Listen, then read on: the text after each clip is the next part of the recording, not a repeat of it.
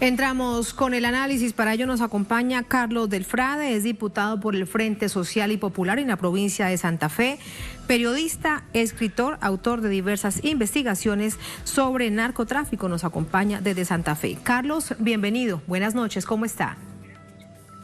¿Cómo les va? Buenas noches. Es un privilegio para mí charlar con ustedes. Muchísimas gracias. El gusto es nuestro. Carlos, una pequeña radiografía de lo que está sucediendo en la provincia de Santa Fe. Se la pido, por favor. Usted está allí precisamente en el epicentro de la noticia. Razón por la cual el presidente Alberto Fernández toma esta decisión de enviar tropas de este llamado Comando de Ingenieros del Ejército.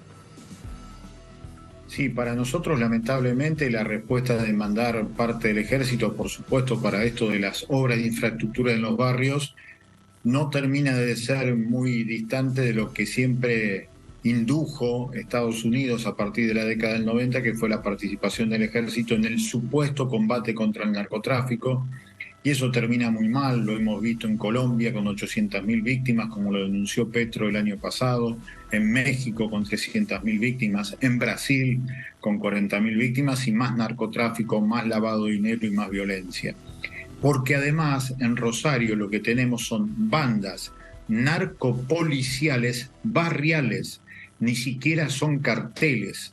Por eso la sobredimensión del problema tiene más que ver con atender el reclamo que es acicateado por la oposición, por la derecha en la Argentina, que reclama justamente la participación del ejército como si este fuera un problema militar, cuando en realidad es un problema de recuperación democrática de los barrios a través de la política de la provincia de Santa Fe, para deshacer los nichos de corrupción de la policía que negociaron la calle y se le entregaron a estas bandas narcopoliciales, como venimos diciendo, desde hace, como ustedes bien marcan, por lo menos más de 16 años. Y después, el negocio del narcotráfico y el negocio del contrabando de armas son negocios. Quiere decir que lo central pasa por cortar la circulación del dinero. No es tampoco un problema militar, sino de decisión política de cortar el lavado de dinero para que no siga fluyendo desde actividades ilegales. Por eso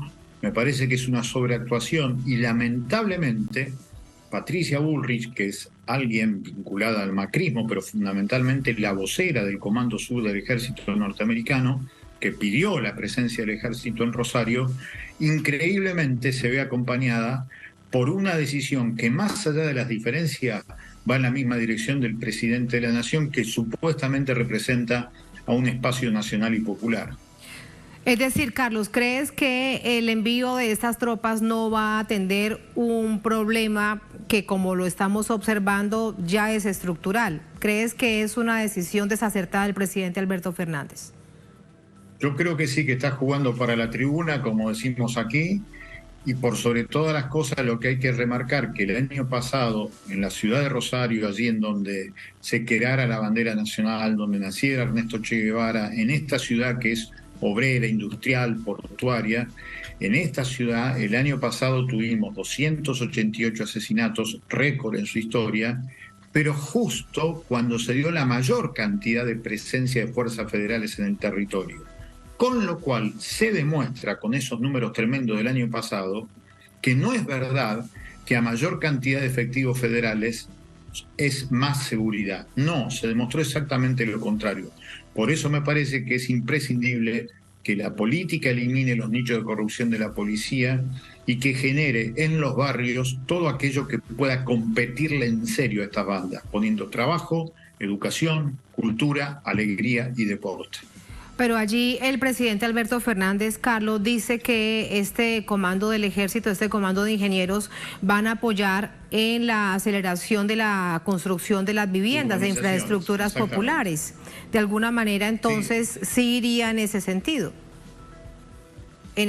Ojalá así fuera, pero yo lo que creo que si el anuncio es que el ejército viene a hacer vivienda, lo tendría que haber hecho separado. No lo hace separado porque lo que él le está diciendo a la gente, ustedes que están reclamando más militarización, lo hago de esta manera. A mí me parece que, insisto, es un juego bastante peligroso porque sumar presencia del ejército acá es la receta que Estados Unidos le impuso a muchos países de América Latina y de América Central y que salió muy pero muy mal. De eso conocemos bastante bien en Colombia y ahora hay otra radiografía muy similar que lamentablemente es Ecuador, la vecina de Colombia. Carlos, ¿por qué llega Santa Fe a esta situación? Si nos vamos un poco más atrás, ¿cómo comenzó esto? Esto empezó el 24 de abril de 1978, es decir, que ahora vamos a cumplir 45 años con un cargamento de 200 kilos de cocaína, que fue un negocio pactado por dos tremendos dictadores que tuvo América del Sur, como fue Jorge Rafael Videla en la Argentina y Hugo Banzer en Bolivia. Ese cargamento llegó a la zona franca de Bolivia en el puerto de Rosario, se presentó como 200 kilos de azúcar y hasta vino el más asesino de los hombres de la Armada, Emilio Eduardo Macera, a recibirlo, y a partir de ese momento se liberó la zona noroeste de la Argentina, de acuerdo a lo que declaró un oficial del ejército argentino que hoy está preso por delitos de lesa humanidad en Brasil. Desde ese entonces hasta aquí se inauguraba la ruta por un lado del río Paraná, por eso es tan especial recuperar el Paraná para el pueblo de América del Sur, para el pueblo de la Argentina, y también la Ruta 34, que es la que trae especialmente la pasta base de coca del Perú y de Bolivia para esta zona. Desde entonces hasta aquí el desarrollo fue creciendo. En el año 1998 se privatizó el Banco Provincial de Santa Fe y el Puerto de Rosario. El Banco Provincial terminó en manos de los hermanos Rom, que terminaron sus días presos por lavadores de dinero del narcotráfico en Estados Unidos.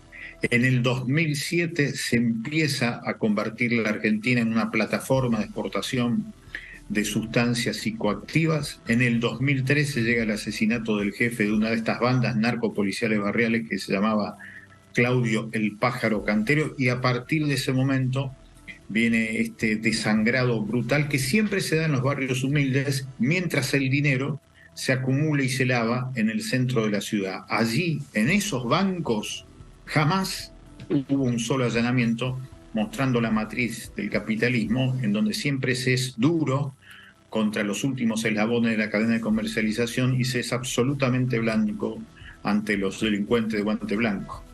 Carlos, una historia relatada tan rápidamente que me sorprende y se lo debo agradecer porque el minuto nos contó lo que sucedió durante todos estos años. Ahora, volviendo al hoy, lo que estamos viendo entonces es una disputa por el tráfico, una disputa por la ruta de la salida de la droga. Yo lo que estoy viendo acá y me llama mucho la atención es cómo la injerencia de Estados Unidos sobre el río Paraná ha generado que ya el pueblo hermano de Paraguay, a través de su gobierno, le haya dado al Comando Sur del Ejército Norteamericano el desarrollo de la hidrovía, que el gobierno nacional de Alberto Fernández haga ahora un acuerdo con Cargill, que es el sumum de la explotación agroexportadora granaria y que es de Estados Unidos, para poner junto a las Fuerzas Armadas un puerto sobre el río Paraná. Y en ese contexto la DEA el año pasado produjo 3 allanamientos sobre lo que es la terminal Puerto Rosario, en donde está una empresa que hay que investigar en profundidad, que es Vicentina, en donde se detectaron 3 toneladas de cocaína que iban a salir a distintos lugares del mundo. Ese conjunto de cosas que emergieron después de la guerra Rusia-Ucrania, en donde Estados Unidos manifestó su voluntad de hacer más férrea su presencia en América del Sur, no me resultan casuales. Y no me resulta casual entonces que ahora, tal como lo está diciendo el ministro de Seguridad de la Nación y lo dice también el presidente, se empiece a hablar de presencia de Fuerzas Armadas aquí en el Paraná, más que por necesidad del pueblo argentino, por intereses norteamericanos. Eso es lo que me preocupa y mucho. Después lo que se ve en los barrios son disputas territoriales de bandas que, insisto, son narcopoliciales barriales, no son carteles. Por eso es importante que la política de nuestra provincia de Santa Fe algún día se anime a depurar los nichos de corrupción de la policía provincial. Allí la cosa va a cambiar. Ahora con esto es como una sobredimensión del problema, como consecuencia del atentado contra la familia Messi, como usted bien decía, pero que eso sirvió, casi le diría, de excusa para poner la receta en ejecución que la DEA viene haciendo desde la década del 80 y del 90 para toda América del Sur. Con todo eso que usted nos dice, lo que estamos observando además es que es un asunto de carácter geopolítico, Carlos. Muchos intereses estratégicos geopolíticos involucrados. El narcotráfico de verdad es un negocio entonces multinacional y paraestatal. Porque lo que estamos observando también tiene mucho que ver con lo estratégico que es la región. Especialmente el río Paraná. No pierdan de vista eso porque es una de las ramas fundamentales de comunicación, comercio exterior de toda América del Sur. El que maneja el Paraná está manejando la vía principal de exportación y de importación para América del Sur. ¿Y la relación que existe en este momento de manera oficial entre el gobierno argentino y la DEA cuál es? Lamentablemente de la mejor entre ellos, porque ellos han dicho que incluso van a poner distintas oficinas de la DEA justamente sobre el río Paraná, en una ciudad muy cercana a Rosario, pero que está en la provincia de Buenos Aires, que es la ciudad de San Nicolás. Por eso insisto, en este contexto, esta sobreexageración, esta manipulación mediática desde Buenos Aires sobre lo que pasa en Rosario, es, a mi entender, agrandar el problema y no resolverlo. Mucha gente en los barrios estaba esperando esta decisión, con lo cual lo que yo digo es absolutamente antipático, pero prefiero decir la verdad y no ser demagogo. Porque estaría por verse, Carlos, si esto realmente va a atender una solución estructural. Antes de despedirlo, otro tema que siempre es transversal cuando se habla del narcotráfico, de grupos que trabajan directamente para este negocio que es bastante lucrativo, tan ilegal, tan peligroso para la población. ¿Hay una política pública en esta región del país con respecto al consumo de drogas? Porque si parte de esa droga se queda en la región es porque hay consumidores. Sí, hay un enorme consumo en la provincia de Santa Fe, en la ciudad de Rosario, pero igualmente es un lugar que generalmente sirve de plataforma de exportación para distintos lugares del mundo, pero sí efectivamente hay un alto consumo a partir de ese año que yo le dije en esa historia sintetizada de pocas fechas, que fue a partir del año 2007, la Argentina se convierte en un país altísimamente consumidor, pero al mismo tiempo en plataforma de exportación, porque ese año es sancionado México por traer efedrina de la India para mandar a hacer la metanfetamina que consume el pueblo más consumidor del mundo, que es Estados Unidos. Ese lugar donde es sancionado México lo ocupa la Argentina y por eso esa transformación interna, altísimo consumo y plataforma de exportación. Lo que llama la atención es que, aunque vemos que esto tiene años de estarse registrando, imagínate la fecha que nos estás hablando de los 90, Carlos, es un asunto prácticamente invisible a nivel internacional, a nivel de América Latina. ¿Por qué crees? Porque es uno de los negocios fundamentales del capitalismo. El capitalismo tiene 5 arterias que desde la década del 60 le alimentan su corazón. El petróleo, la venta de armas, los medicamentos, el narcotráfico y la trata de personas. Estos son 5 arterias que permanentemente le alimentan el corazón al capitalismo. Es el flujo de dinero legal e ilegal que ingresan al sistema financiero internacional. Y por eso siempre cuando se habla de narcotráfico se habla de los últimos orejones del tarro, de los últimos eslabones de la cadena. Por eso es tan importante ver las relaciones de este negocio que, insisto, es multinacional, pero además necesita siempre los nichos corruptos de las diferentes agencias de cualquier estado, nacional o provincial. La atención local. Carlos, gracias por ese panorama tan esclarecedor. Muy buenas noches. Un gusto para charlar con ustedes, muy amable. Muchísimas gracias, hasta luego. Así vamos a la última pausa en esta emisión de Es Noticia. Al volver en Noticia a Brasil, trabajo en estado de esclavitud después de 2 siglos de su abolición. Es el registro del Ministerio Público sobre las peores condiciones laborales en varias partes del país.